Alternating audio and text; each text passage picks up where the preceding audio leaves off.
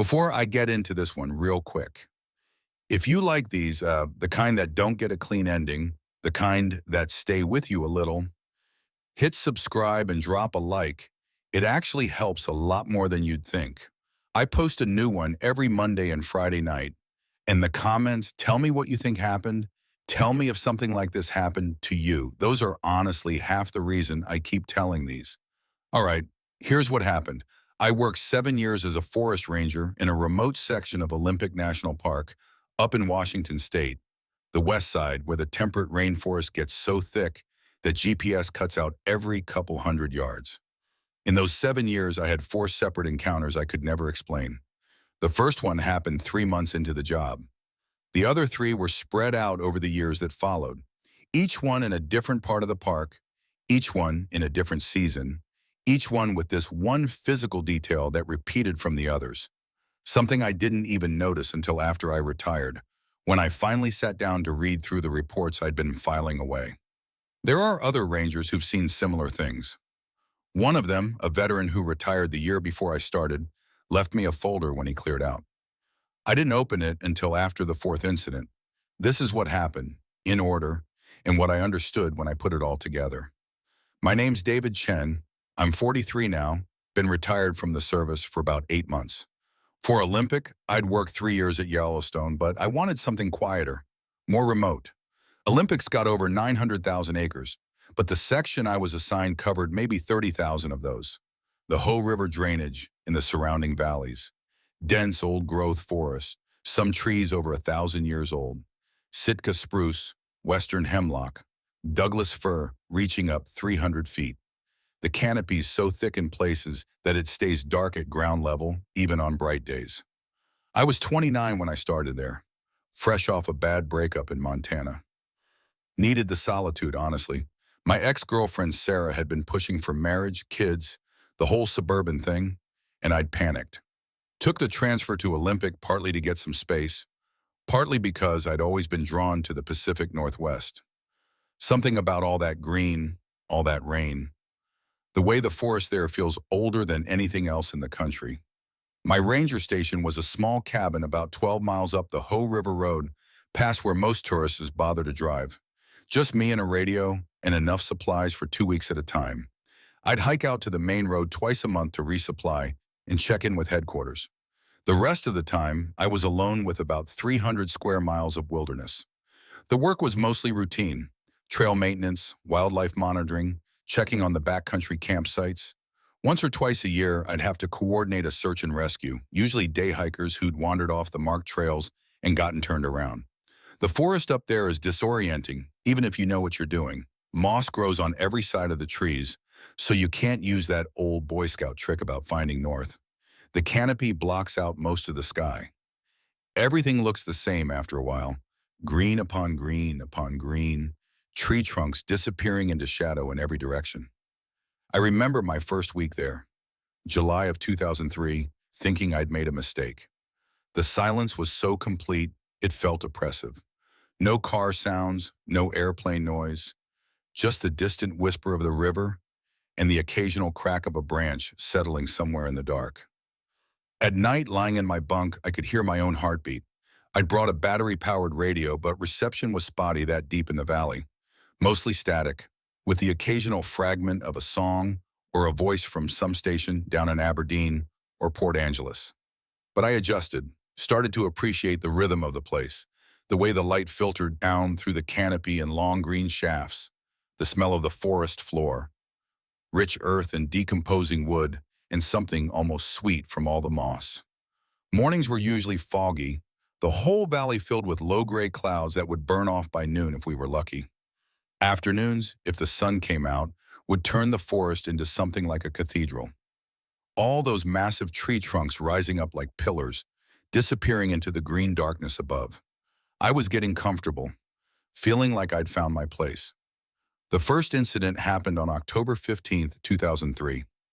I remember the date exactly because I wrote it down in my report that night, though I didn't file the report until much later. Wasn't sure what to make of it at the time. It was a cold morning, maybe 38 degrees, the kind of cold where your breath hangs flat in the air and doesn't dissipate. I'd gotten up before dawn to hike out to one of the remote campsites, Elk Lake, about 8 miles northeast of my station. There'd been reports of bear activity in the area, and I needed to check the condition of the food storage lockers. The hike out took me along an unmarked trail that followed Cougar Creek upstream. Not really a trail, actually, more like a deer path that I'd learned to follow over the previous months. The Forest Service had cut a proper trail to Elk Lake back in the 80s, but a mudslide had taken out a section of it, and they'd never bothered to repair it. Too remote, not enough visitor traffic to justify the expense. So if you wanted to reach the lake, you had to know about the deer path, had to be willing to push through some thick brush and scramble over a couple of deadfalls. I'd brought my full pack: first aid kit, emergency shelter, 3 days of food, water purification tablets. Standard protocol for any backcountry trip, even if you're planning to be back the same day. The pack weighed maybe 40 pounds, and I could feel it pulling at my shoulders as I worked my way up the creek drainage. The morning was quiet, too quiet, I remember thinking, though I couldn't put my finger on why. Usually you'd hear birds, ravens, jays, the occasional woodpecker, small animals moving through the underbrush. But that morning, nothing. Just the sound of the creek running over rocks and my own boots squelching in the mud. About 3 miles in, I stopped to rest and check my map. I'd been hiking for maybe an hour and a half, and the sun was just starting to penetrate the canopy. I found a fallen log to sit on and pulled out my water bottle. The silence was so complete that the sound of my own swallowing seemed too loud. That's when I noticed the smell. It wasn't overpowering, just wrong. Sweet, but not the clean sweetness of flowers or fruit. More like the smell you get when you leave fruit out too long and it starts to ferment. But there was something else under it, something almost metallic, like the smell of pennies or blood. I stood up and looked around, trying to locate the source. Figured maybe there was a dead animal nearby, a deer or an elk that had died naturally or been taken down by a cougar. That would explain the smell, and maybe the silence too. Other animals staying away from a kill site. I followed my nose off the deer path, pushing through a thick stand of salmonberry bushes. The smell got stronger as I went deeper into the trees. Definitely something dead, I thought. I'd have to check it out, make sure it wasn't a human body. We'd had hikers go missing before. About 50 yards from the path, I found it. It was hanging from a tree.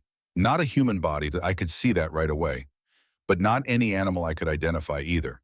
It was maybe 4 feet long, suspended about 8 feet off the ground by what looked like thick vines or roots. The body was pale, almost white, and completely hairless.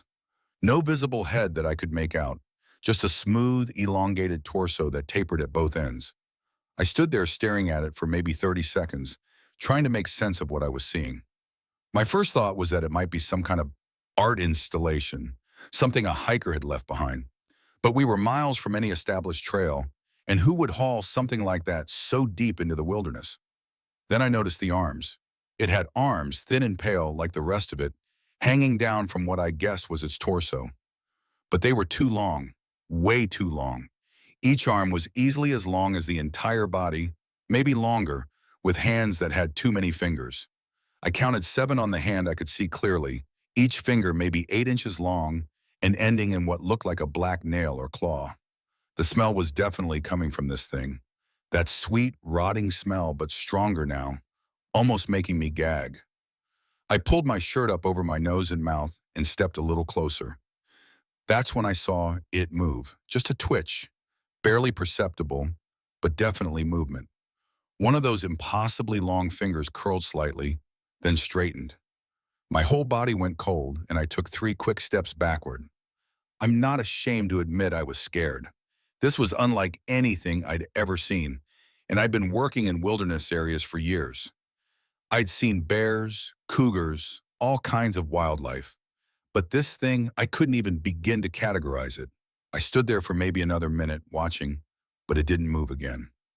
Could have been a death spasm, I told myself. Animals' muscles sometimes contract for hours after they die. That had to be it, but I didn't stick around to find out. I backed away through the salmonberry bushes, keeping my eyes on the thing until I couldn't see it anymore. Then I turned and half ran back to the deer path. My hands were shaking as I shouldered my pack. I remember thinking I should go back, should document what I'd seen, maybe take photographs.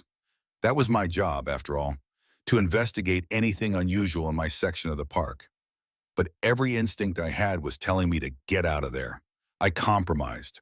I'd continue on to Elk Lake, check the bear lockers like I was supposed to, then decide what to do about the hanging thing on my way back. The hike to the lake took another hour, and I spent the whole time trying to rationalize what I'd seen. Maybe it was some kind of primate that had died of disease, lost its hair, and become discolored. Maybe the long arms were an optical illusion, shadows playing tricks on me in the dim forest light. Maybe I'd been working alone too long and was starting to see things. Elk Lake was exactly as I'd left it the previous month. The bear lockers were intact, no sign of animal interference. I spent about 20 minutes checking the campsite, making notes in my logbook, trying to focus on routine tasks. But I kept thinking about that thing hanging in the trees, those impossibly long fingers. The smart thing would have been to hike back out the way I had come, investigate the scene more thoroughly in daylight. But I didn't want to see it again. Instead, I took the long way back, following the creek drainage further upstream, and then cutting cross-country to hit the main trail system. It added about 4 miles to my hike, but it meant I wouldn't have to go anywhere near that section of forest. I made it back to my station around 4 in the afternoon, physically exhausted and mentally rattled. I sat down at my kitchen table with a cup of coffee and tried to write up a report, but I didn't know how to describe what I'd seen. Unidentified dead animal seemed inadequate. Possible unknown species sounded ridiculous. In the end, I wrote up a basic incident report noting unusual animal remains in the Cougar Creek drainage, approximate coordinates, strong decomposition odor. I sealed it in an envelope and put it in my filing cabinet, telling myself I'd submit it to headquarters after I'd had time to think it through. I never did submit it. Over the next few weeks, I found myself avoiding that section of the forest. I had legitimate reasons. Other areas that needed attention, routine maintenance on the southern trails. But the truth was, I didn't want to go back to Cougar Creek. Didn't want to find out if that thing was still hanging there. By December, I'd almost convinced myself I'd imagined the whole thing. Trick of the light, stress from the isolation, something like that. I'd been alone in the woods for 3 months by then. Maybe that was longer than I could handle without starting to hallucinate.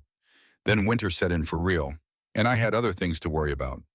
The Hoh Valley gets over 12 feet of rain a year, and most of it comes between November and March. I spent December and January dealing with washouts, fallen trees, flooded creek crossings. The forest became a different place in winter. Darker, wetter, more dangerous. I had enough real problems without dwelling on something that probably hadn't been real in the first place.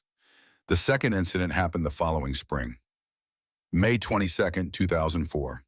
The weather had been clear for almost a week, unusual for that time of year, and I was taking advantage of it to get caught up on trail maintenance in the high country. I was working on a section of trail about 10 miles south of my station, up near the boundary of my patrol area. The trail followed a ridgeline through old-growth forest, then dropped down into a valley that held a series of small alpine lakes. Beautiful country, but rarely visited. You had to hike 8 miles just to reach the trailhead, and then another 6 miles to get to the good stuff. I'd been working alone all morning, clearing deadfalls and checking drainage on a section of trail that had taken a beating during the winter storms. Hard physical work, but satisfying. The kind of job where you can see your progress, where you're actually making the wilderness more accessible for people who want to experience it. Around noon, I stopped for lunch at a spot where the trail opened up into a small meadow, maybe half an acre of grass and wildflowers, surrounded by massive Douglas firs. There was a little stream running through it, cold snowmelt from the peaks above. Perfect place to rest and eat. I found a flat rock near the stream and unpacked my lunch. Peanut butter and jelly sandwich, apple, a couple of energy bars.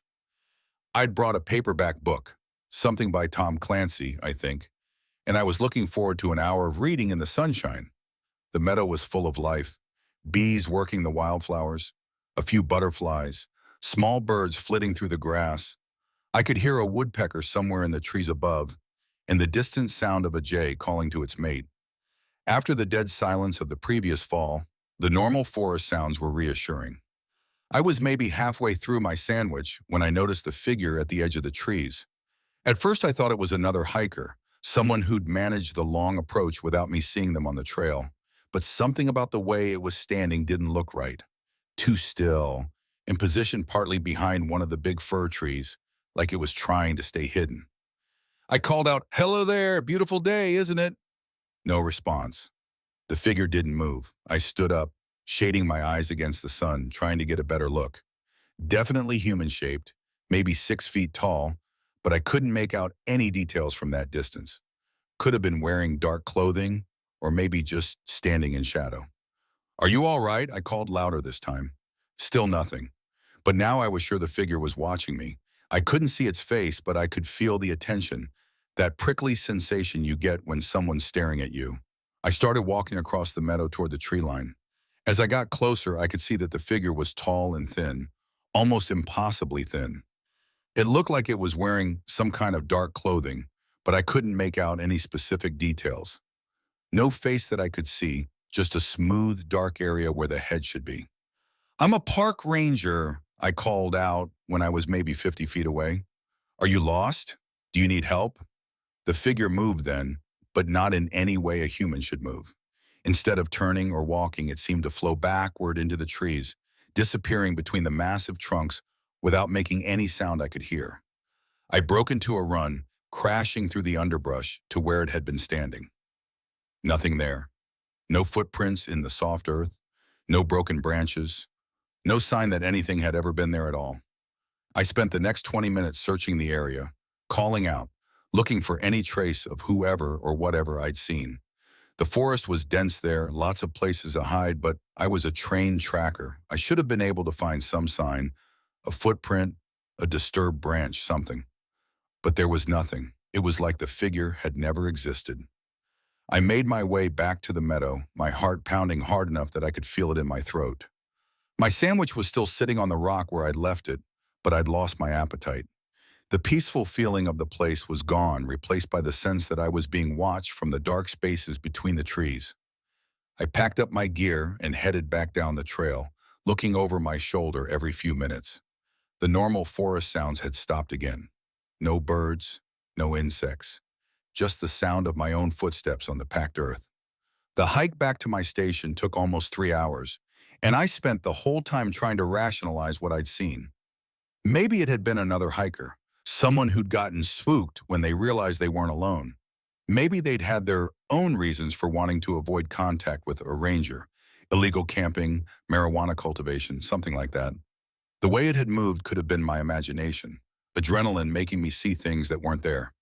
But I kept thinking about how thin it had been, and how it had disappeared so completely, without leaving any trace. That night I sat down and wrote out another incident report. Possible unauthorized person in backcountry area, coordinates attached, individual avoided contact and left scene before identification could be made. That was true enough, even if it didn't capture the full strangeness of what I'd experienced. I put that report in my filing cabinet too, next to the one from October. I started to notice a pattern after that. Both incidents had happened when I was alone, both in remote areas where I rarely encountered other people. Both had involved something that didn't quite make sense, something that left me with more questions than answers. I began to wonder if the isolation was getting to me more than I'd realized. I'd heard of other rangers, especially ones working alone in remote areas, who'd started to have problems after extended periods in the wilderness. Hallucinations, paranoia, conversations with imaginary companions. Maybe I was developing my own version of cabin fever. But the reports felt real. The fear I'd felt both times was definitely real, and there was something about the two incidents that connected them in my mind, though I couldn't put my finger on what it was. I decided to be more careful about documenting anything unusual. Started carrying a small digital camera with me on all my backcountry trips. Made sure my incident reports were as detailed as possible. If I was losing my mind, at least I'd have a record of the process. The third incident happened in late September of 2005, more than a year after the second one. I'd almost convinced myself that whatever had been happening was over, that I'd gotten through some kind of psychological rough patch and come out the other side. I was conducting my annual survey of the backcountry campsites, making sure they were in good condition before the winter season. This particular site was way up in the headwaters of the Bogachiel River, a 3-day hike from the nearest road. Hardly anyone ever made it that far back, maybe 2 or 3 backpacking parties per year. The weather had been unusually cold for September. Frost on my tent when I woke up the first morning, ice on the edges of the smaller streams. The kind of cold that makes your breath visible all day long, even when the sun's shining. I was carrying a full winter pack, sleeping bag rated to 20 below, extra food, warm clothing. The weather in the Olympics can change fast, and I didn't want to get caught unprepared. I'd been hiking for 2 days, following old game trails and creek drainages through some of the most remote country in the continental United States. The forest up there was different from the valley bottoms. More alpine fir and mountain hemlock. Fewer of the massive old-growth trees. The undergrowth was thinner too, making hiking easier but also making you feel more exposed. The campsite I was surveying sat on a small bench above a tributary of the Bogachiel, maybe 50 feet from the water. There was space for 2 or 3 tents, a fire ring made of river rocks, and a food storage locker that looked like it had been helicopter lifted in back in the 80s. The whole setup was maybe 100 yards across, surrounded by dense forest on 3 sides and the creek drainage on the 4th. I spent the afternoon checking the condition of the facilities, making notes in my logbook, taking photographs for my report. The food locker was intact but could use new hardware. The fire ring needed to be rebuilt. Winter floods had scattered the rocks. Standard maintenance stuff, nothing that couldn't wait until the following summer. Around 5 o'clock, I set up my tent on the downstream end of the campsite and started preparing dinner. I'd brought a lightweight backpacking stove and a package of freeze-dried beef stew. Not gourmet food, but hot and filling after 2 days of hard hiking. While the water was heating, I walked down to the creek to refill my water bottles. The tributary was small but fast-running, maybe 15 feet across and knee-deep in the middle. The water was so cold it made my teeth ache, but it was clean and clear, filtered by miles of wilderness before reaching this spot. I was kneeling at the water's edge, holding my bottle under the current, when I heard the singing. It was coming from downstream, maybe a couple 100 yards away.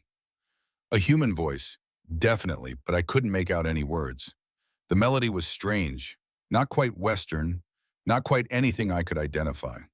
It seemed to rise and fall with the sound of the water, weaving in and out of the creek's voice in a way that was almost hypnotic.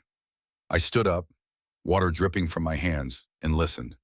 The voice was beautiful, I had to admit, clear and pure, with a quality that seemed to fill the whole valley. But there shouldn't have been anyone else out there. I hadn't seen any signs of other backpackers, and this was far beyond where day hikers could reach.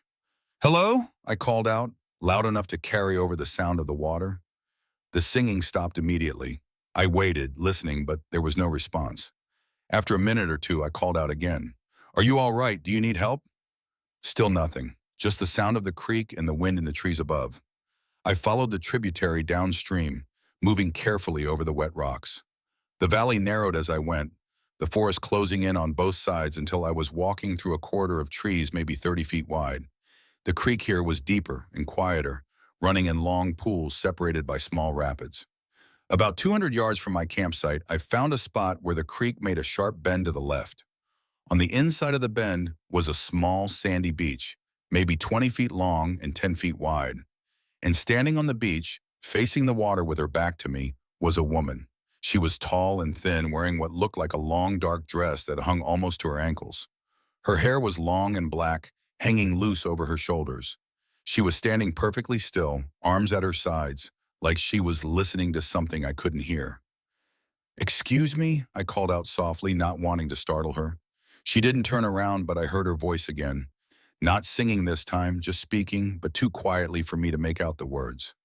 The sound seemed to come from her direction, but there was something strange about it, like an echo that came before the original sound. I stepped closer, my boots crunching on the gravel. "Ma'am, are you okay?" That's when she turned around. She didn't have a face. Where her features should have been was just smooth, pale skin, no eyes, no nose, no mouth, just a blank expanse of white flesh that reflected the late afternoon light like polished bone. I stumbled backward, my heart hammering so hard I thought it might burst. The thing wearing the woman's dress tilted its head to one side, like it was studying me, and I heard that voice again, definitely coming from where its mouth should have been, even though there was no mouth there. "David," it said, and the voice was clear now, musical and sweet. "David, why are you afraid?" It knew my name. Somehow this impossible thing, standing on a creek bank in the middle of nowhere, knew who I was. I turned and ran. I crashed through the forest, not caring about the noise I was making, not caring about the branches whipping across my face. I could hear that voice behind me, calling my name, but I didn't look back. I ran until I reached my campsite, then kept running past my tent, up the slope, into the trees on the opposite side of the clearing. I crouched behind a fallen log about 50 yards from my tent, breathing hard, trying to control the panic that was flooding through my system. From there, I could see the whole campsite and the mouth of the creek drainage where I'd encountered the thing. I waited there for maybe an hour until full dark, but I never saw it again. Never heard the voice again either. Eventually, the cold forced me back to my tent. I spent the night awake, listening to every sound outside the thin nylon walls, my hand on the grip of my service pistol. In the morning, I broke camp and started the hike back to my station. I didn't bother to finish the campsite survey. I just wanted to get out of there, back to civilization, back to a place where impossible things didn't happen. But as I was packing up, I found something that made my blood run cold all over again. Next to the creek, right where I'd been kneeling to fill my water bottles, there was a single footprint in the mud. It was human-shaped but wrong somehow. Too long maybe, or too narrow. And the toes, there were too many of them. I counted 7, just like the fingers I'd seen on that hanging thing 2 years earlier. I took a photograph of the footprint with my digital camera, then got out of there as fast as I could. The hike back took me a day and a half, and I spent the whole time trying to make sense of what I'd experienced. The faceless woman, the voice that knew my name, the impossible footprint. None of it fit with anything I understood about the natural world. But the photograph was real. I had proof this time. Evidence that something unusual was happening in my section of the forest. When I got back to my station, I downloaded the image to my computer and spent a long time staring at it. The footprint was definitely there, clear and unmistakable. 7 toes, each ending in what looked like a black claw, just like the fingers I'd seen hanging from that tree. I wrote up a detailed incident report that night, including the GPS coordinates of the encounter and a description of everything I'd witnessed. But when I came to the part about the faceless woman, I found myself hesitating. How do you put something like that in an official document? How do you describe the impossible in bureaucratic language? In the end, I wrote that I'd encountered an unidentified individual who'd avoided contact and left the area before positive identification could be made. I mentioned the unusual footprint, described it as a possible track from an unknown species. I attached the digital photograph, and then I put that report in my filing cabinet too, next to the other 2. I was starting to realize that I had a problem. 3 separate incidents over 2 years, each one stranger than the last. Either I was having some kind of psychological breakdown, or there was something in my section of the forest that didn't belong in the natural world. I decided to do some research. I drove down to Port Angeles the next time I was due for supplies and spent an afternoon at the public library looking through local newspapers and historical records. I was looking for any mention of unusual incidents in the Olympic National Forest. Unexplained sightings, missing persons cases, anything that might give me some context for what I'd been experiencing. I found more than I expected. There were dozens of reports going back to the 1920s, when the area was first being developed for logging. Missing loggers, unexplained sounds in the forest, sightings of things that didn't match any known wildlife. Most of the reports were brief, just a paragraph or 2 in the local papers, but the details were consistent. Tall, thin figures seen at the edge of clearings, voices calling from empty forest, people who went into the woods and never came out. The reports had continued after the area became a national park in 1938, but they were less frequent and usually buried in the back pages of the papers. A few missing hikers, some unexplained sounds reported by campers. Nothing that couldn't be explained by normal wilderness hazards, bears, cougars, people getting lost and dying of exposure. But the descriptions were consistent with what I'd been seeing. And there was one detail that appeared in several of the reports, something that made me go cold when I read it. Multiple witnesses had described seeing tracks in the mud near their encounters. Human-shaped, but wrong somehow, with too many toes. I photocopied everything I could find and drove back to my station with a folder full of newspaper clippings and historical records. I spread them out on my kitchen table and tried to find patterns, connections, anything that might help me understand what was happening. What I found was a rough map of encounters stretching back in almost 80 years, most of them in the western sections of the Olympics, in the same general area where I'd been working. The timing seemed random, different seasons, different years, no obvious pattern, but the locations formed a rough circle, maybe 20 miles across, centered on the drainage where I'd had my first encounter. I started carrying a larger camera on my backcountry trips after that, professional-grade equipment that I'd bought with my own money, along with extra batteries and memory cards. If I encountered something unusual again, I wanted to be ready to document it properly. I also started paying more attention to the forest itself, looking for signs I might have missed before. Unusual tracks, areas where the wildlife seemed to avoid, spots where the forest felt different in some indefinable way.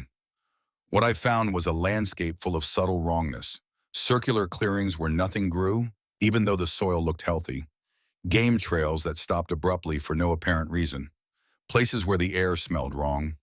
Not bad exactly, but different. Sweet, like overripe fruit. I began to think that whatever I'd been encountering wasn't just passing through my section of the forest. It lived there, had always lived there, maybe long before the first European settlers arrived. The reports I'd found suggested that the local Native American tribes had avoided this area, considered it somehow dangerous or cursed.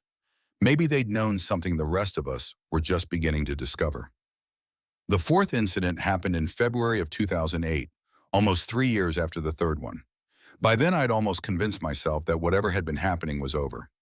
I'd had dozens of backcountry trips without encountering anything unusual, and I was starting to think that the previous incidents had been some kind of fluke, maybe related to stress or isolation, or just the inherent strangeness of spending too much time alone in the wilderness. I was wrong. This encounter happened closer to my station than any of the others, less than 5 miles from my cabin. I was snowshoeing out to check on a weather monitoring station that had stopped transmitting data. The winter had been brutal that year, more snow than we'd seen in a decade, with temperatures dropping well below freezing for weeks at a time.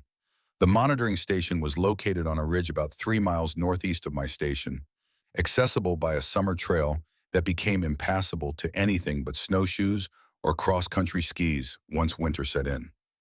I'd made the trip several times that season to dig out the equipment and keep it functioning. It was a clear, cold morning, maybe 15 degrees with no wind. The kind of cold that makes the snow crunch under your feet and turns your breath into white clouds that hang in the air. I'd started early, just after sunrise, hoping to reach the monitoring station by mid-morning and be back to my cabin by afternoon. The snowshoeing was difficult. We'd gotten about 4 feet of snow over the previous month, and even with the snowshoes, I was sinking 6 inches with every step. The trail was completely buried, so I was navigating by compass and GPS, following the general direction of the ridgeline and trying to stay on course. The forest in winter was a different place than the green cathedral I was used to. The snow had bent the smaller trees almost to the ground, creating a maze of white-covered obstacles. The larger trees stood like dark pillars against the white landscape, their branches heavy with snow that fell in soft thumps when the wind stirred the canopy.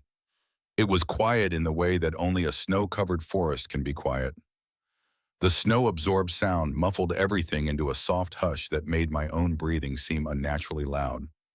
I could hear my heartbeat, the whisper of the snowshoes against the snow, the creak of my pack straps as I adjusted them. About 2 miles from my cabin, I stopped to rest and check my GPS. I was making good time, staying more or less on course despite the difficult conditions. The monitoring station should be visible from where I was standing, maybe half a mile ahead on the ridgeline. That's when I saw the tracks.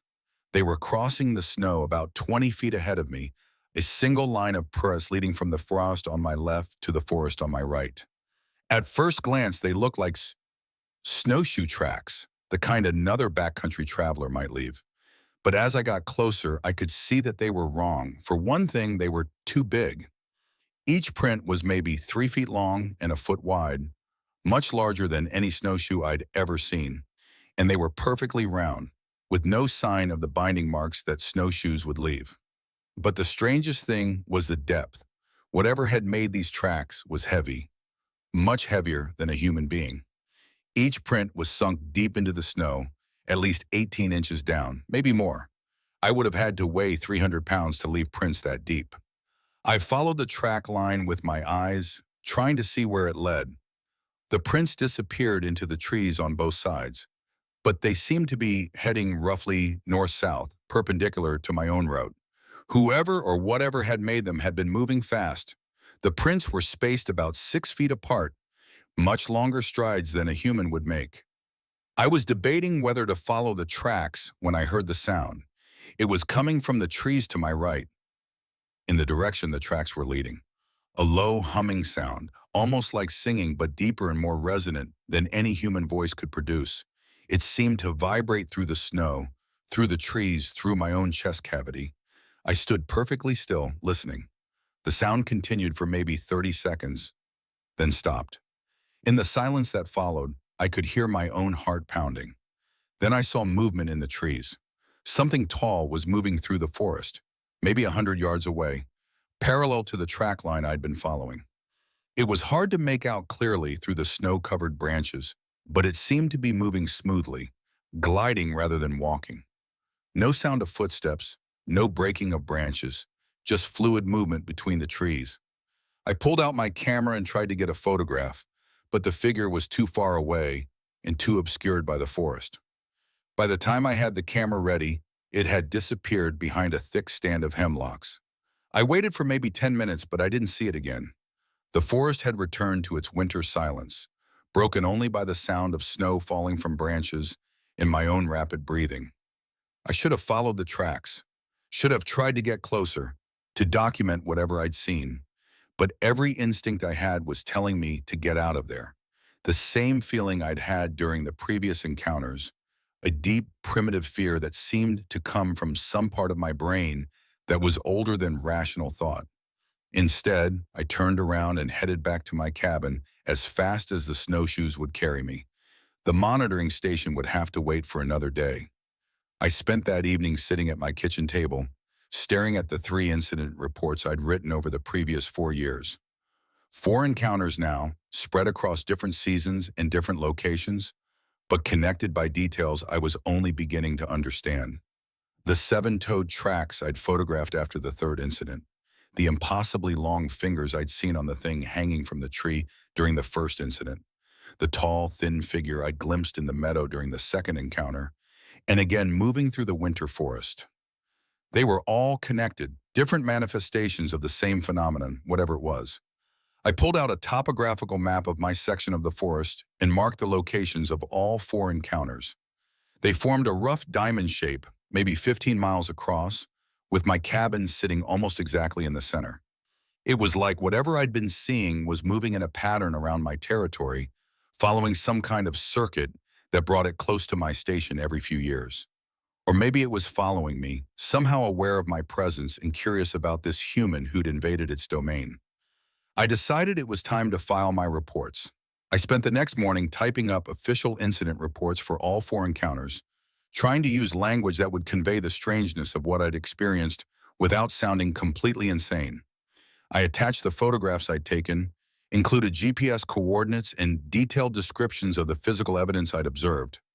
Then I drove down to the ranger headquarters in Port Angeles and submitted them to my supervisor, a career ranger named Margaret Stone, who'd been working in the Olympics for over 20 years. She read through the reports while I waited in her office, her expression growing more skeptical with each page. When she finished, she looked at me with the kind of look you give someone you're not sure you can trust anymore. "David," she said, "these are very unusual reports." "I know how they sound," I said, "but everything I wrote is accurate. I saw what I saw." She flipped through the pages again, pausing at the photograph of the 7-toed footprint. "This image could be doctored," she said, Or it could be a hoax, something left by campers. I was 40 miles from the nearest roads, I said. No one else had been in that area for months. She was quiet for a long time, studying the reports. Finally, she said, David, have you been experiencing any unusual stress lately? Any personal problems, health issues, anything that might be affecting your judgment?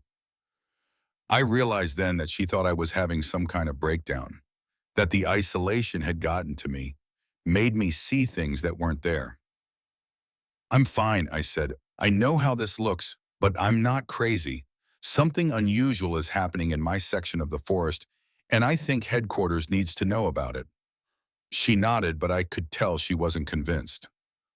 I'll file these reports, she said. But David, I think it might be a good idea for you to take some time off. Maybe visit some friends, get back to civilization for a while. I don't need time off, I said. I need someone to take this seriously. But I could see that wasn't going to happen. As far as Margaret Stone was concerned, I was a ranger who'd spent too much time alone in the woods and started hallucinating. The reports would be filed and forgotten, buried in some cabinet where they couldn't embarrass the Forest Service.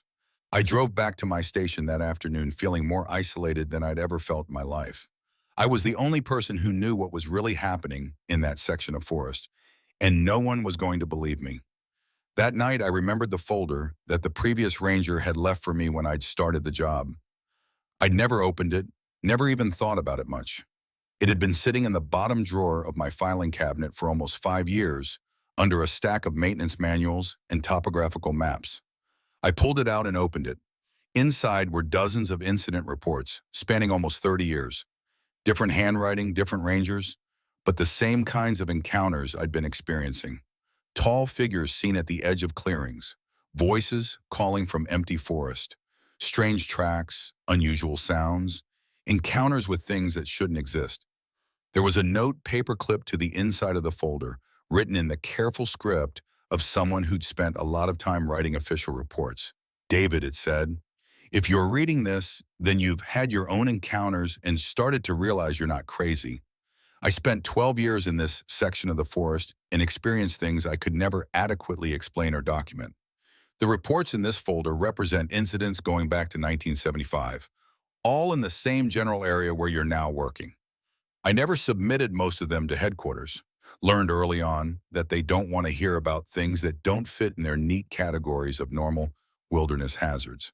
But I kept records, and I think you should too. Whatever's out there, it's been there a long time, and it's not going away.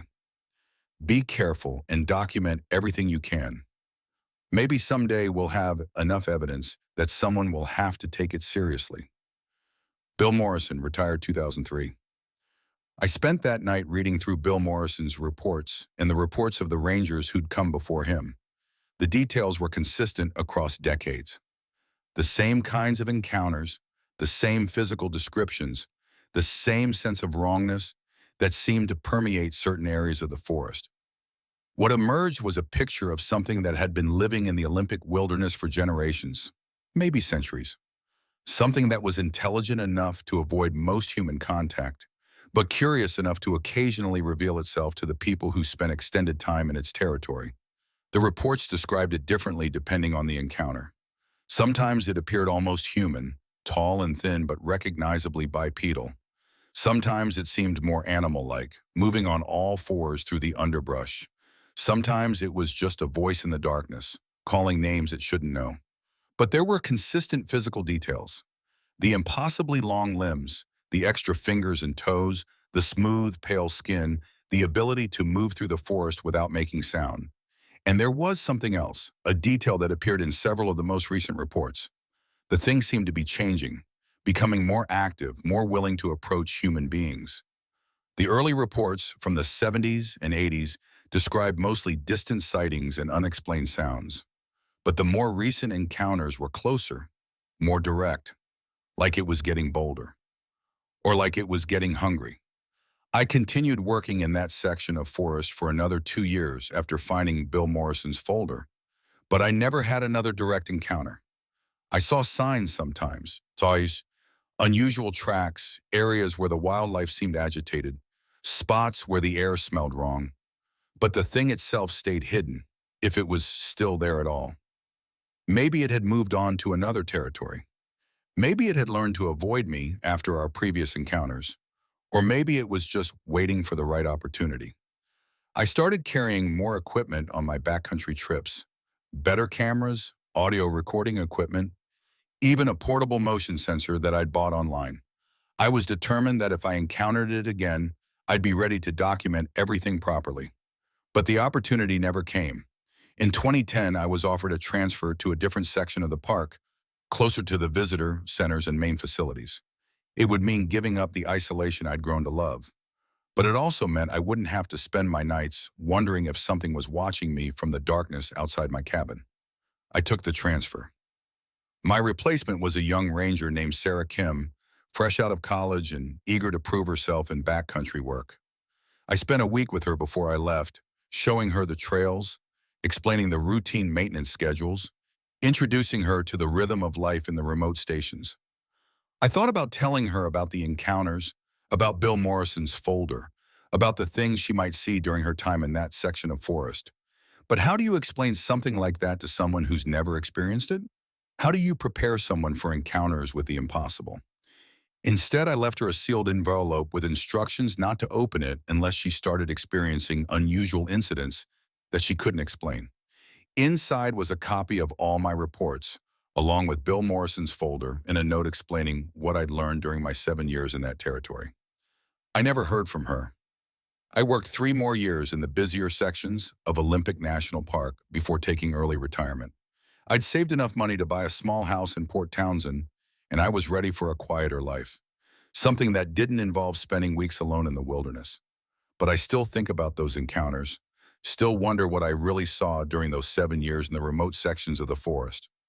I've done more research since retiring, spent time in libraries and archives, trying to find historical context for the phenomena I experienced. What I've learned is that the Olympic Peninsula has a long history of unusual encounters. The local Native American tribes, the Kino, the Maka, the Klallam, all have stories about creatures that live in the deep forest, things that are neither human nor animal, but something else entirely. They called them by different names in different languages, but the descriptions are consistent. Tall, pale beings with too many fingers, creatures that could mimic human voices and call people into the forest. The tribes considered them dangerous, but not necessarily evil. More like a force of nature, something to be respected and avoided rather than fought or destroyed.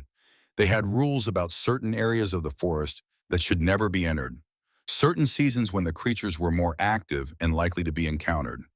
The early European settlers dismissed these stories as superstition, but their own accounts include descriptions of encounters that match the tribal legends remarkably closely. Loggers and trappers who saw things in the forest that they couldn't explain or categorize. People who heard voices calling from the darkness and were smart enough not to follow them. Most of these accounts were never officially recorded, but they survived in family stories and local legends. The kind of thing people would talk about quietly, among friends, without ever putting it in writing where it might be dismissed or ridiculed. I think that's what happened to the ranger reports too.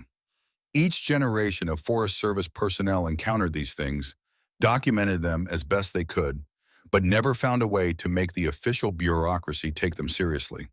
So the reports accumulated in private folders, passed from ranger to ranger, a kind of unofficial institutional memory that existed parallel to the official records. I've tried to contact some of the other rangers mentioned in Bill Morrison's folder, the ones who might still be alive.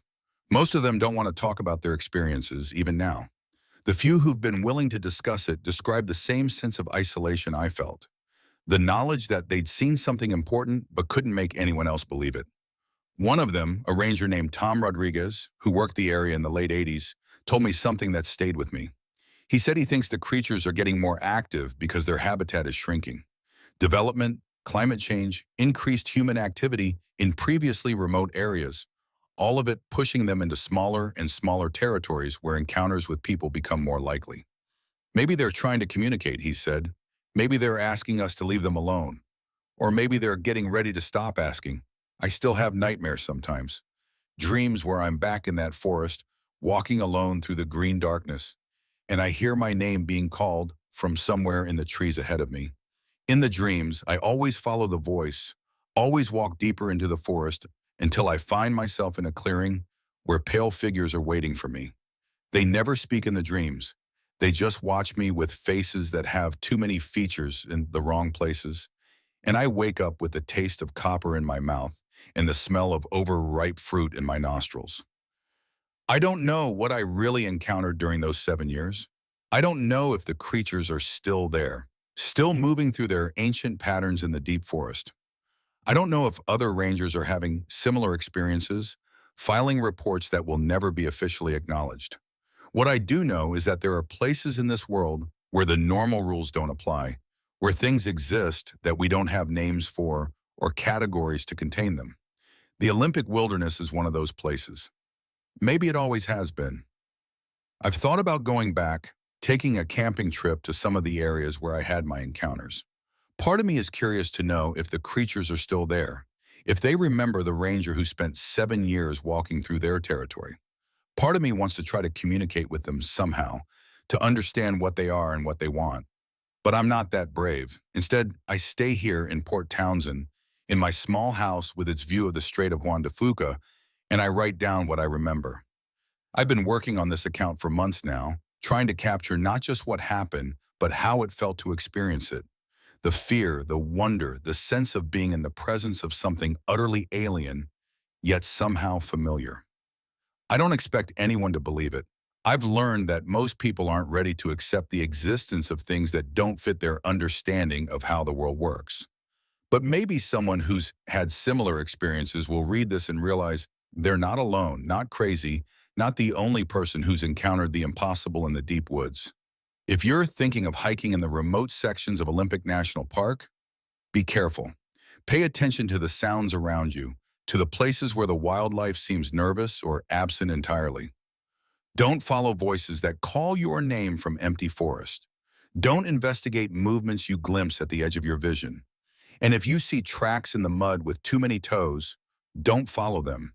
Just mark the location, document what you can, and get out of there as quickly as possible. Some things are better left undisturbed.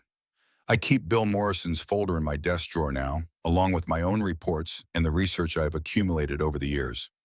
Sometimes I take it out and read through it, looking for patterns I might have missed, details that might make more sense with the passage of time. Last month, I received an envelope in the mail with no return address.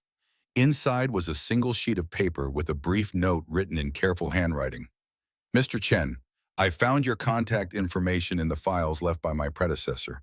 I'm currently working the Ho River section and have experienced several incidents that I cannot adequately explain through normal wilderness phenomena. Would it be possible to speak with you about your time in this area? I have questions that I think you might be able to answer. S. Kim, Sarah Kim. My replacement, still working in that remote section of forest after all these years. I haven't responded to her note yet. Part of me wants to help her, to share what I learned during my time there, to let her know that she's not alone in what she's experiencing. But part of me doesn't want to get drawn back into that world, doesn't want to relive the fear and uncertainty of those years.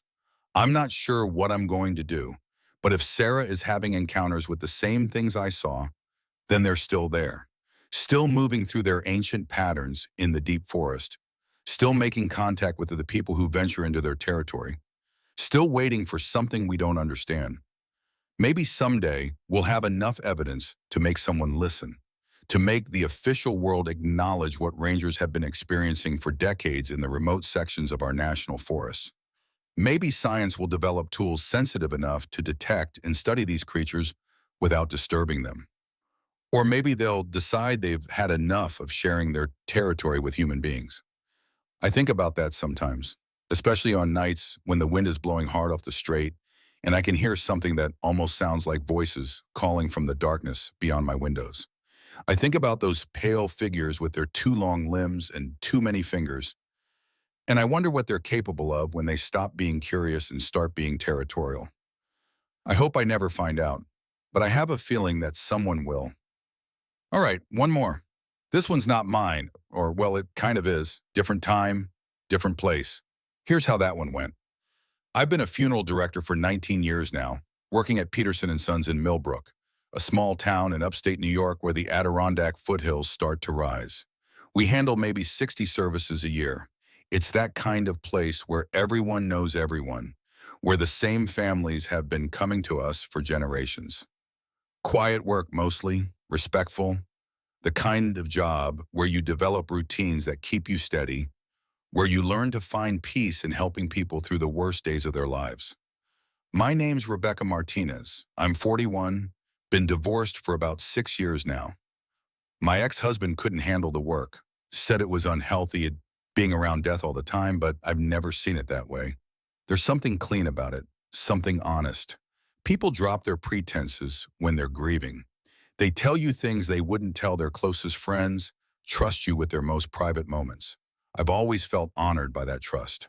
The funeral home sits on Main Street, a Victorian house that's been in the Peterson family since 1923.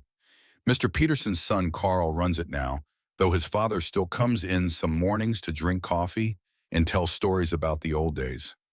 The building has that particular smell of old wood and carpet cleaner that you find in places that have been serving the same purpose for decades. The front rooms are all dark wood paneling and burgundy carpet, everything designed to feel solid, permanent, comforting in that heavy way funeral homes are supposed to feel. I live in the apartment upstairs. It comes with the job, part of being the night attendant, making sure someone's always here in case a family needs something after hours. The apartment's small but comfortable, just me and my cat Oliver, who's gotten used to the quiet footsteps of grieving relatives coming and going at all hours. Most people find it morbid, living above a funeral home, but I like the solitude. I like being useful to people when they need it most. This was back in early November, 2 years ago. The leaves were mostly down by then, lying thick and brown along the sidewalks. That particular damp cold that upstate gets in late fall, where the air feels heavy with the promise of snow, but winter hasn't quite committed yet. I remember the temperature that week stayed right around 38 degrees, cold enough that your breath hung in flat white clouds, but warm enough that everything stayed wet instead of freezing clean. We'd had a busy month, 3 services in 2 weeks, which is a lot for a town Millbrook's size. Mrs. Henderson, who taught 3rd grade for 40 years, a car accident victim, a young man named Trevor, whose funeral filled the chapel with teenagers crying in their dress-up clothes, and then Margaret Coyle, who'd been 96 and died peacefully in her sleep at the nursing home. It was Margaret's service I was preparing for when I first noticed something off. This would have been a Thursday evening, around 8 o'clock. Carl had gone home for the day, and I was alone in the building doing the final arrangements for Friday's service. Margaret was laid out in the chapel of rest. That's what we call our main viewing room. And I was adjusting the flower arrangements, making sure everything looked perfect for the family's final viewing the next morning. I'd been working in the soft lamplight we keep in the chapel after hours, the kind of warm yellow glow that makes everything feel peaceful, when I heard what sounded like movement from upstairs in my apartment. Nothing dramatic, just the creak of floorboards, the kind of sound an old building makes when someone walks across a room. But Oliver was sitting right there at my feet, watching me work, and I was the only other living thing in the building. I stopped what I was doing and listened. The sound came again, definitely footsteps, slow and deliberate, moving from what would have been my bedroom toward the kitchen. I felt that little spike of adrenaline you get when something's not quite right, but I told myself it was probably just the building settling. Old houses make noise, especially when the temperature drops at night. The heating system kicks on and off, wood contracts, pipes tick and groan. I'd been living there for 3 years by then, and I thought I knew all the building sounds. But as I stood there listening, the footsteps stopped directly above me, right over the spot where I was standing, like someone was up there listening back. I picked up Oliver and went upstairs to check, my keys jingling softly as I unlocked the door to my apartment. The lights were off, exactly as I'd left them. I flicked on the overhead and walked through each room: bedroom, kitchen, bathroom, living room. Everything was exactly where it should have been. No signs that anyone had been inside. The windows were all locked, deadbolt on the door still engaged from the inside. I stood in my kitchen for a minute, holding Oliver and feeling slightly foolish. The cat was purring, completely relaxed, which was always a good sign. Animals know when something's genuinely wrong, and Oliver seemed perfectly content. I convinced myself it had been my imagination. Maybe the sound of Margaret's family leaving earlier, carrying through the walls in some strange way. Old buildings do funny things with sound.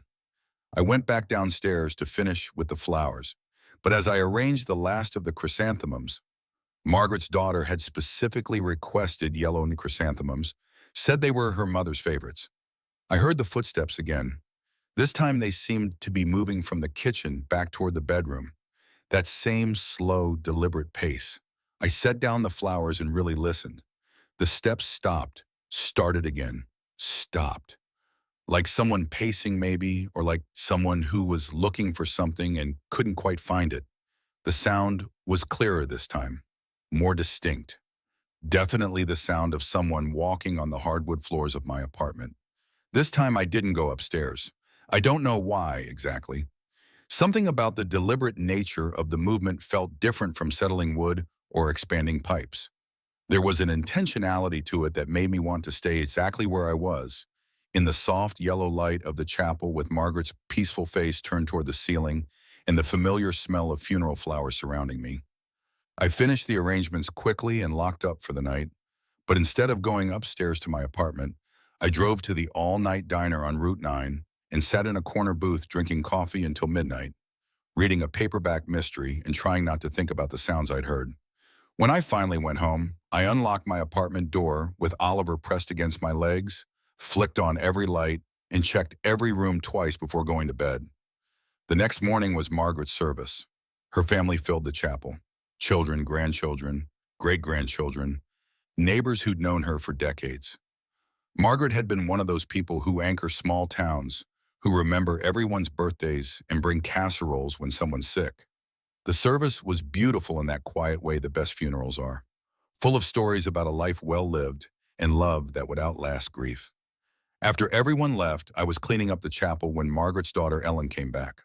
She was probably in her early 70s, a retired nurse who'd been taking care of Margaret for the past 5 years. A small, neat woman with gray hair pulled back in a bun and Margaret's same bright blue eyes. "I'm sorry to bother you, dear," Ellen said, standing in the doorway with her coat buttoned up against the November cold. "But I wanted to ask if anyone's been in the building after hours this week. Last night specifically." Something in my chest went cold. "What do you mean?" Ellen stepped into the chapel, glancing around at the folded chairs and the spot where her mother's casket had been. "I drove by around 8:30 last night, just to see the building one more time before the service. I know that probably sounds silly, but I wanted to, I don't know, say goodbye to the place, I guess, and I could swear I saw someone moving around in the upstairs windows. A figure walking back and forth." I felt my mouth go dry. "You saw someone upstairs?" "I thought it might be you, but when I looked for your car, it wasn't in the parking lot, and the figure also—" Ellen paused, looking embarrassed. "This is going to sound strange, but it looked like an older woman. Someone about my mother's age, wearing what looked like a nightgown or a robe. White or light-colored, anyway. She was moving slowly, like she was looking for something." I managed to keep my voice steady. "I was here until around 9 working in the chapel, but I live upstairs, so it could have been me you saw." Ellen nodded, but she looked uncertain. "Maybe so. I just thought it was odd because the person seemed so methodical, like they were searching every room very carefully. And when I drove by, again 20 minutes later, the upstairs was completely dark." After Ellen left, I sat alone in the chapel trying to make sense of what she'd told me. I'd heard the footsteps at 8 o'clock, and Ellen had seen a figure in my apartment windows at 8:30. But I'd been downstairs the entire time, and when I'd gone up to check, no one had been there. I called Carl at home that evening and asked if he'd given anyone else keys to the building, or if there was any chance someone could have gotten in through a window or a door I didn't know about. He assured me that only he and I had keys, and that all the windows had been painted shut years ago. The building was as secure as he could make it. "Why?" he asked. "Is something wrong?" I almost told him about the footsteps in Ellen's sighting, but something held me back. Carl was practical, straightforward, the kind of man who'd want to call the police and check for break-ins and treat it like a security problem. But it hadn't felt like a security problem. It had felt like something else entirely, something that wouldn't make sense in a police report. Just wanted to make sure, I said. Everything's fine. But everything wasn't fine. Over the next 2 weeks, the footsteps became a regular occurrence. Always between 7 and 10 in the evening, always the same slow, deliberate pace moving through my apartment. I'd be working downstairs, preparing a body, arranging flowers, updating records, and I'd hear someone walking around above me with that same methodical pattern. Bedroom to kitchen, kitchen to living room to bathroom, then back to the bedroom. I started timing the footsteps with my watch. They lasted exactly 14 minutes each time, no more, no less. 14 minutes of slow, searching movement, then silence for the rest of the night. The pattern never varied. After the first week, I stopped going upstairs to check.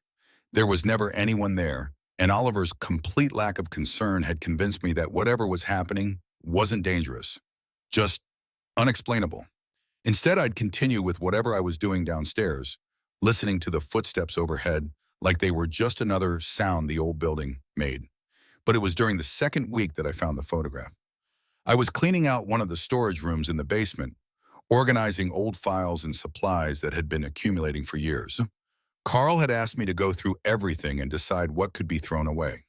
The kind of tedious task that's easy to put off until you can't avoid it anymore. I was sorting through a box of miscellaneous items from the 1980s when I found a manila envelope stuffed behind some outdated embalming supply catalogs. Inside the envelope were maybe 30 photographs, all black and white, all taken inside the funeral home. They looked like documentation photos, the kind we take to show families how their loved one has been prepared. But these were much older. The clothing styles and hairstyles in the photos suggested they were from the 1940s or early 1950s. Most of the photos showed what you'd expect: bodies laid out in caskets, flower arrangements, family members paying their respects in the chapel. But near the bottom of the stack, I found a photo that made me stop breathing for a moment. It was a picture of the upstairs apartment, taken from the doorway looking into what was now my bedroom. But the room looked completely different. Different wallpaper, different furniture, different layout. And standing by the window, with her back to the camera, was an elderly woman in a white nightgown. Her gray hair was long and loose around her shoulders, and she appeared to be looking out the window toward Main Street. I turned the photo over. Written in faded pencil were the words, "Margaret Coyle, April 1952. Margaret Coyle, the same Margaret whose funeral I prepared 2 weeks earlier, whose service had been so beautiful, whose daughter Ellen had seen a figure in my apartment windows. But this Margaret was young compared to the woman I'd prepared for burial. If the photo was from 1952, she would have been in her 20s then, not the elderly woman in the nightgown. I looked at the photo again, studying the figure by the window more carefully. The woman in the nightgown was definitely elderly, probably in her 80s or 90s. Her posture, the way she held herself, the careful way she seemed to be moving, it all suggested someone very old, someone moving slowly and deliberately through a familiar space. I took the photo upstairs to my apartment and stood in my bedroom doorway, holding it up to compare the angles. Despite the different furniture and wallpaper, I could see that the photo had been taken from exactly where I was standing. And the window the woman was looking out of was the same window I looked out of every morning when I got dressed. That night, I decided to stay in the chapel during the footstep hours and really pay attention. I made myself a cup of coffee and sat in the front row of chairs, facing the spot where we placed caskets during services. At exactly 7:30, the footsteps began. But this time, I listened not just to the sound, but to the pattern.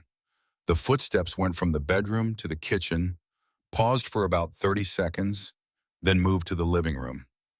Another pause, then to the bathroom, then back to the bedroom, but this time they stopped by the window, exactly where I'd be standing if I were looking out at Main Street. They stayed there for the longest pause, maybe 2 full minutes.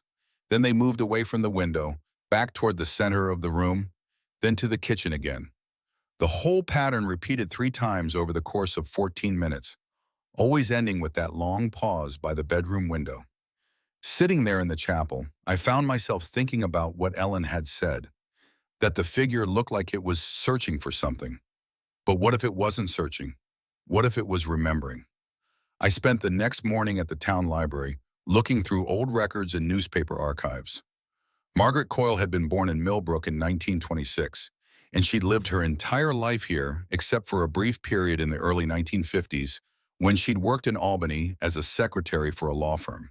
She'd married David Coyle in 1954 and moved back to Millbrook, where they'd raised 4 children. But according to the 1952 city directory, Margaret had lived at 247 Main Street, the address of Peterson and Sons Funeral Home. The building had been converted to a funeral home in 1923, but before that, it had been a boarding house for young women working in town. Margaret had lived in my apartment for almost 2 years, from 1951 to 1953, while she was working in Albany and commuting by train every day. She would have gotten up early every morning, looked out that bedroom window to check the weather, walked through those same rooms getting ready for work, preparing for her life. That evening, I tried something different. Instead of staying in the chapel during the footstep hours, I went upstairs to my apartment and sat quietly in the living room while the sounds moved around me. At 7:30, I heard the familiar movement begin in the bedroom. Slow, deliberate steps across the hardwood floor. The sound moved toward the kitchen, paused, then came toward the living room where I was sitting. The footsteps stopped about 6 feet away from me, right in front of the window that looked out over the side yard. I could hear nothing, no breathing, no rustling of clothing, no sense of presence beyond the fact that the footsteps had stopped.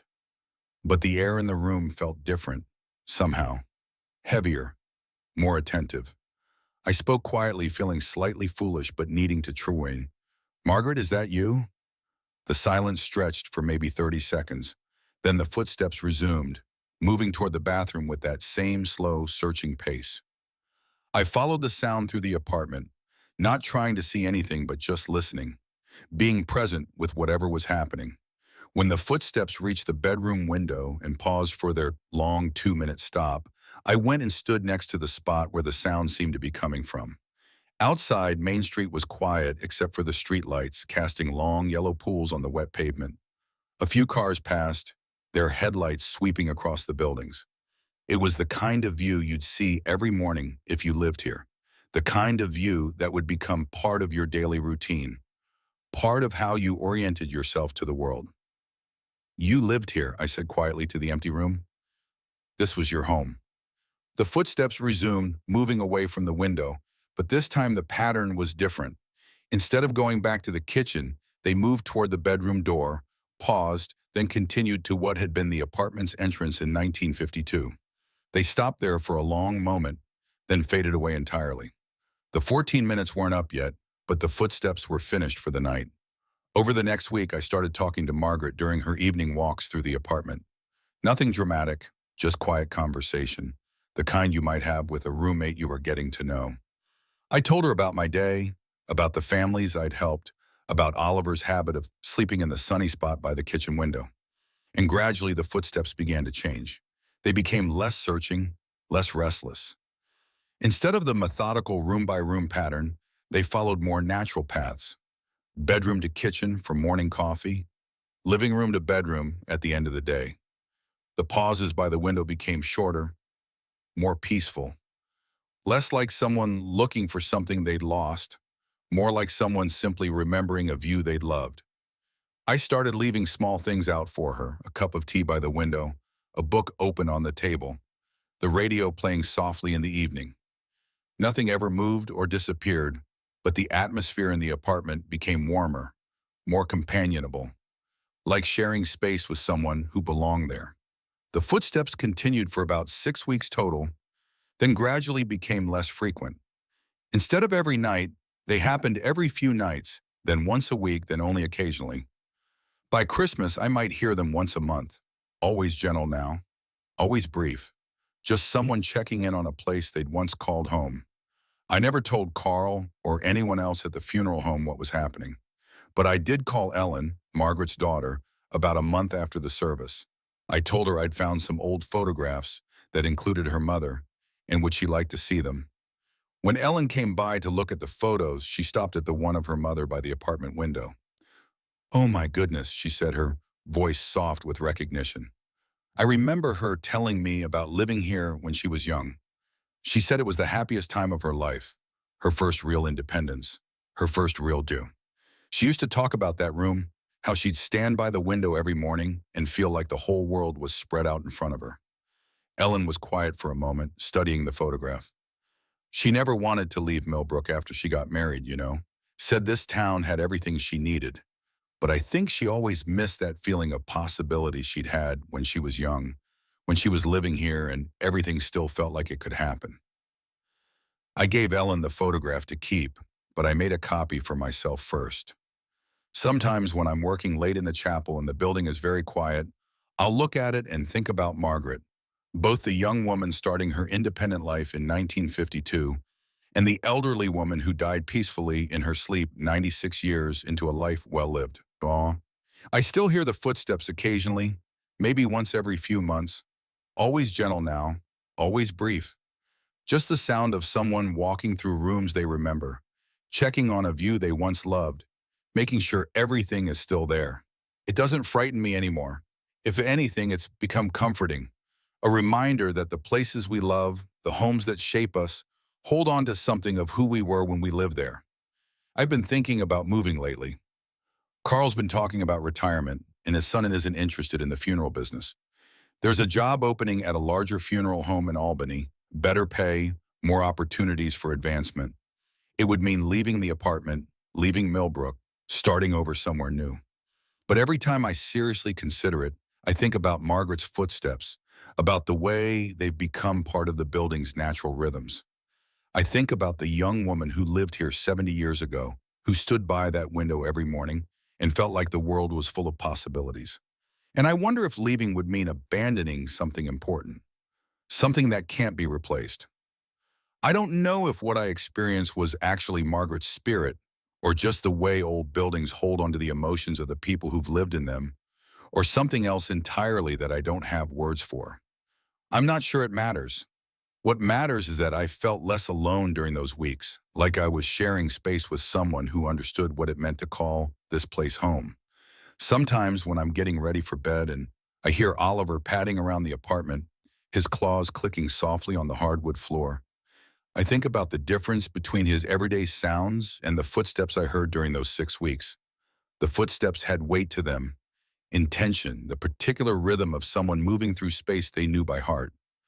I think about Margaret, 25 years old, getting up every morning in that same bedroom, looking out that same window, making coffee in that same kitchen before catching the train to Albany. I think about the routines that become part of us, the way we learn the sounds of a place until we could navigate it in the dark. And I think about how, at the end of a very long life, she might have wanted to visit those rooms one more time, to remember who she'd been when everything still felt possible. Last week, I found another box of old photos in the basement storage room. These were more recent, from the 1980s and 1990s, documenting services for families I recognize, people whose children and grandchildren still live in Millbrook. At the bottom of the box was a note in Carl's father's handwriting: "For whoever comes after, the building remembers. Be patient with what you can't explain." I don't know how much the elder Mr. Peterson knew about the footsteps, or if he'd experienced something similar during his decades of working here.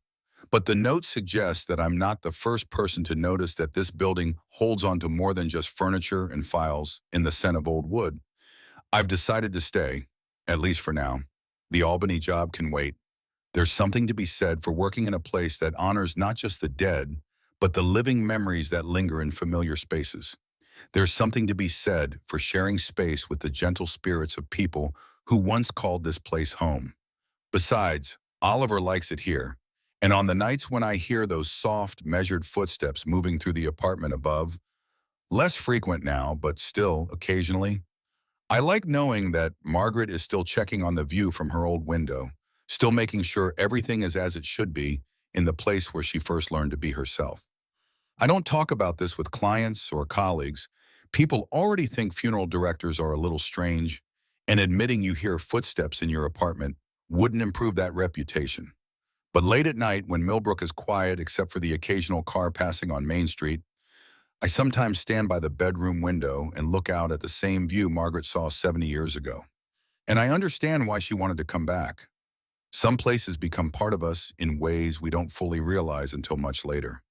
Some homes leave an impression that lasts longer than a lifetime. And some people, I think, leave such gentle marks on the world that their presence becomes a comfort rather than a fear, a reminder that love and belonging can outlast death itself. The footsteps still visit, though rarely now. When they do, I listen with gratitude rather than alarm, grateful to share the space with someone who loved it before me, someone who understood what it meant to wake up every morning in a place that felt like home and look out the window at a world full of possibility.